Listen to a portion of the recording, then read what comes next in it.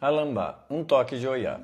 O intuito desse trabalho é registrar o costume antigo, onde, originalmente, o toque Alambá pertence ao Oiá. Eu sou Eric Wolff, especialista em História e Cultura Afro-Brasileira, com ênfase nas religiões afro-gaúchas. Na atual sociedade afro-religiosa do Rio Grande do Sul, alguns indivíduos mais novos acham estranho quando mencionamos que o nome do toque de Oiá é Alambá.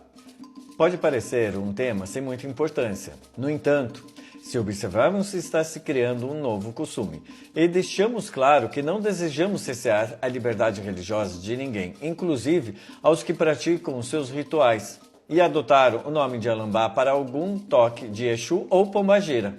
Podem continuar a praticar seus rituais.